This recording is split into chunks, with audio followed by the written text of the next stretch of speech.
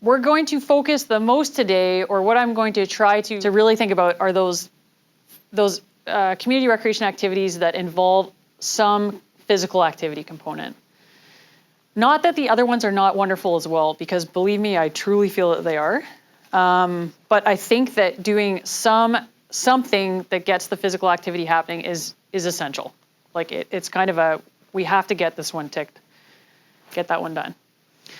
So if you're following along in your handout, we're now on definition of physical activity at the bottom of the first page. This one comes from HealthLink, British Columbia. So any movement, first word, of your body that results in an increased use of energy. This can include leisure activities as well as work. Physical activity is sometimes just called exercise. So you can be physically active. It's not just sports, right? So physical activity can be gardening, can be mowing the lawn, can be just walking, right? Doesn't have to be what people sometimes think of as like being in a gym. Let's talk about benefits of physical activity. So I think people get this. Like I think people know I should do exercise, okay? Let's have a little bit of a brainstorm for a second and talk about what are the benefits of getting your child active in physical activity in some sort of community recreation. The reason we're going to take our time and take a couple minutes here and actually do this is because this can be hard work. So you need to feel very inspired sometimes, right? So getting your child involved in physical activity can take many attempts till you find something that really is a good fit for them. It can take patience as you navigate programs that work for your kid and programs that don't work, as you navigate people who are very, very helpful and others who are much less helpful. So we are going to inspire ourselves by reminding ourselves on a constant basis, what are all the good things that will happen if my child becomes active? So the next question is, what are the benefits of participating in physical activity and community recreation? Positive effects on mental well-being, mental and physical health benefits, stress relief, building social skills, friends, healthy, lots of things about friends, maintaining a healthy lifestyle, better overall mood, yep, social skills, releasing energy, creating community, beautiful. Okay, lots of great stuff there. This is well worth looking up if you're a nerd about this stuff. In 2018, Participaction released a report card essentially on the state of physical activity in children and youth in Canada. And what was great this time around when they did this is they actually looked at data specific to children who have various diagnoses. So they looked at articles that had been written about children who have ADHD, about kids who are on the autism spectrum, youth on the autism spectrum. And that was cool because I'll tell you, when I was finishing up my PhD back in 2011, 2012, this was still emerging. You know, people were not really looking at this stuff. So it's great to see how much we've grown here. And, you know, interestingly, I always felt, well, I'm pretty sure the benefits will be the same in the sense that there are a lot of things that just intuitively I sensed like, you know, if this is true for most folks, I'm quite sure that it's also true for kids on the autism spectrum or kids with ADHD. What is interesting about the research that's emerging is that it appears that some of the benefits are stronger for children with ADHD, or the benefits are even more enhanced amongst kids on the spectrum. So let me walk you through some of this. Some of these are direct quotes pulled right from the report card. Among children and youth with ADHD, even a single bout of physical activity can improve attention and focus. So if you are following along on the handout, that's the first point there. For children and youth with ADHD or ASD, even a single bout of physical activity can improve attention and focus.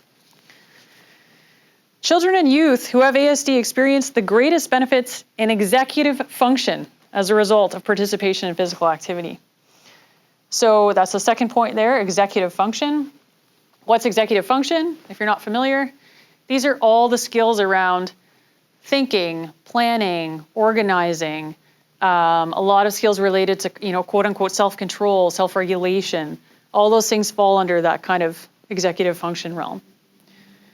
So interestingly, they found that those benefits they were seeing with kids exercising, those benefits for executive function were strongest amongst the group of kids who had an autism diagnosis.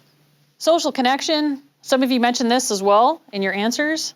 This sense of being part of a community, the sense of belonging to something. It's pretty intuitive. If you talk to children and you ask them, tell me something about yourself, right? Or what should I know about you kind of thing. The first thing out of a lot of kids' mouths is, I'm a hockey player, or I do dance, or I skateboard, right?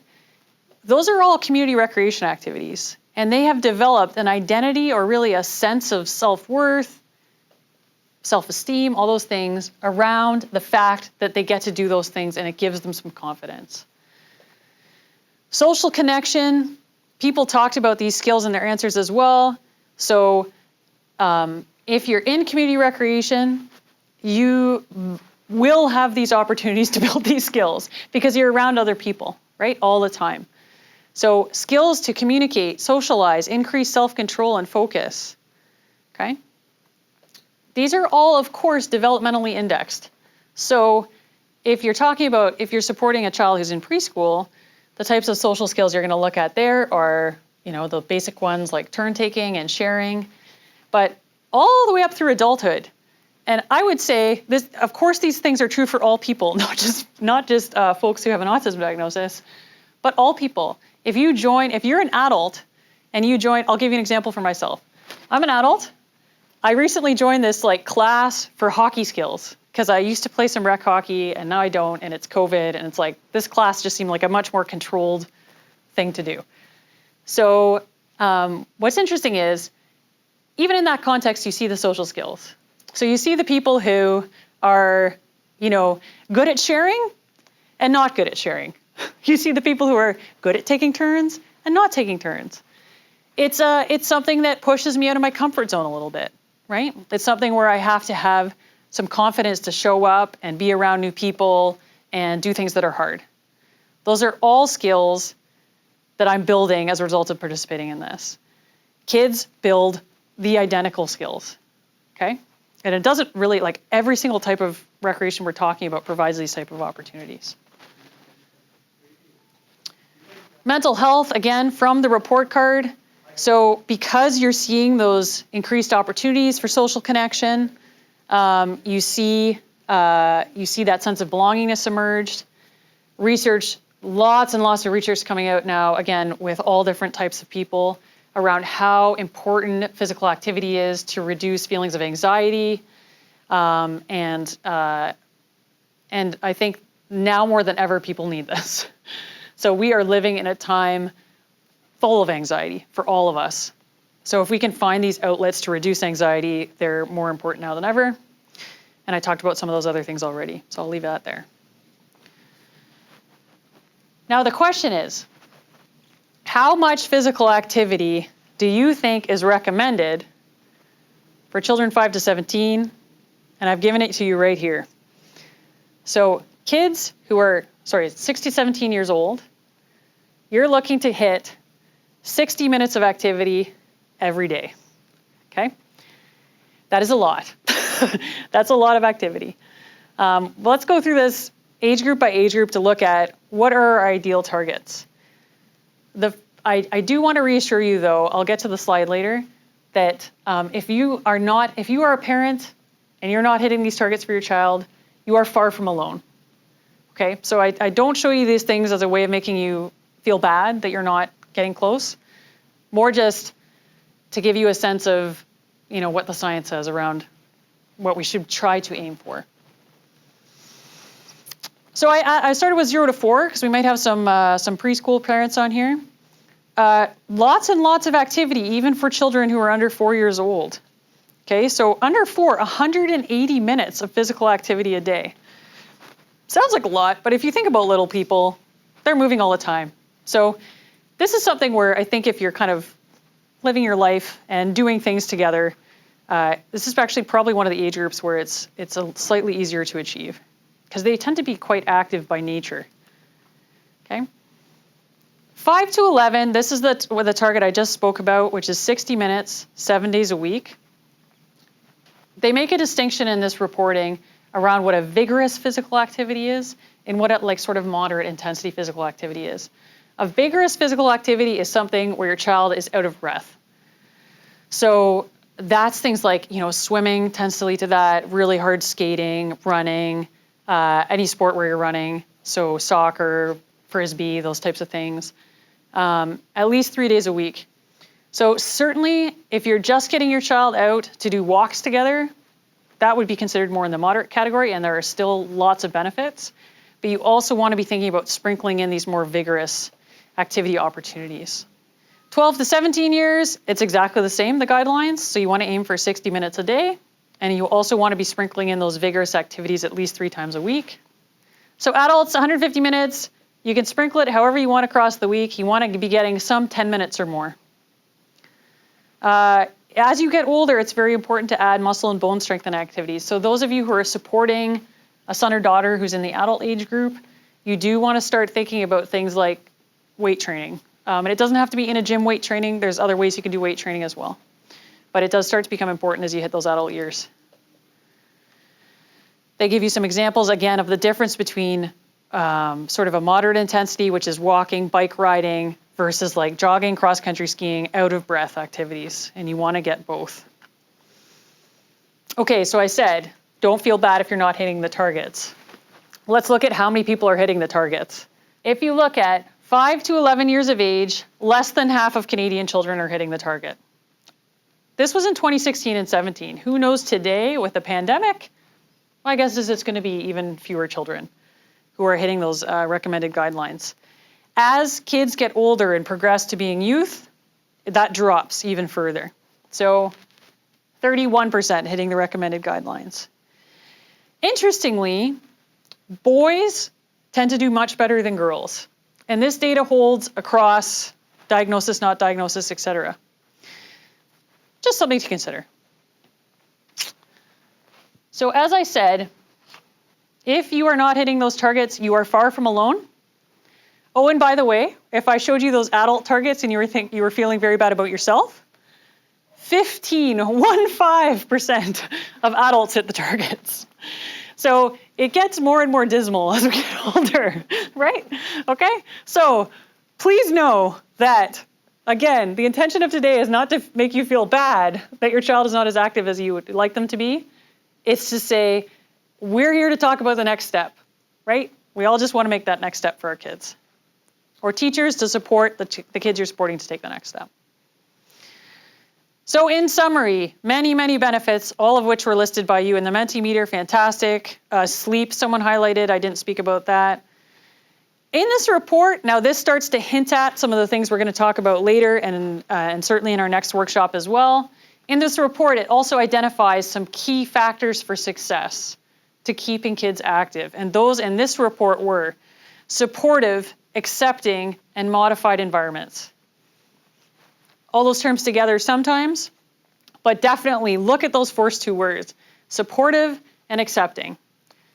You can have a supportive, accepting, and modified environment in any of the 4 columns I introduced you to earlier, whether that's a municipal recreation activity, a sport, a family-based experience, you're going to be doing the supporting in that case, or many of the other valuable community recreation activities that are out there. Developmentally appropriate equipment. This has been a big change in sports. We only, in the last few years, started using smaller nets for young children playing hockey. It is not fair that 5-year-olds were using the same size net as NHL goalies. For years and years and years, this change only just occurred. That we finally occurred to us, oh, we should use smaller nets for the little kids, right? I mean, it's crazy, but it's true. We work a lot with Tennis BC. We find that they are fantastic at understanding how to modify equipment so that everyone can be successful. So not little tennis balls and fairly small rackets for everybody, huge rackets, big balls that move slowly for kids who are just learning. makes a huge difference to feeling successful faster. Okay, the last point is very, very key. So whoever is leading the activity needs to be trained, okay? They need to know something about how to make the environments supportive, accepting, and modified. So we will talk lots about that as we go here. Finally, just one more hit on all these benefits. I've already varied all these. I already gave you my hockey example, but a couple that I didn't talk about yet. Stress tolerance and emotional regulation. Those are things that really get practiced in sport. And actually, I see it in our Canucks Autism Network programs all the time. So we are not a competitive program. We don't keep score and things. We actually rarely even play organized games. It's more about activities that we're doing together in little games as opposed to, like formal scrimmages. But you see kids who are struggling because they're trying to do a skill and it's not going the way they want it to go, right? Or there's another kid that's bugging them about something. That's stress tolerance. And that's how it is in the world. So again, coming back to who are the leaders in that activity that can ensure that that child feels supported, that there's a scaffolding there, so that they're challenged but not challenged so far that they give up. Those factors are so key to success. But it's good to have kids practice some stress tolerance, again, in a way that they're going to end successful, right? And it's an appropriate level. Teamwork, empathy, leadership.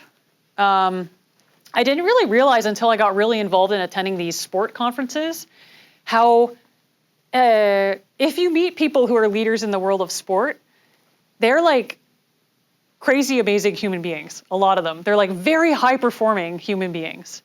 They're very well organized. Their social skills are like off the charts. They're really good at, they kind of come in and they're obviously comfortable in their own skin and they're confident and they're friendly. The people who train coaches who are leaders in these organizations are amazing leaders. And I think that they've developed those leadership skills through progressing through those higher and higher levels.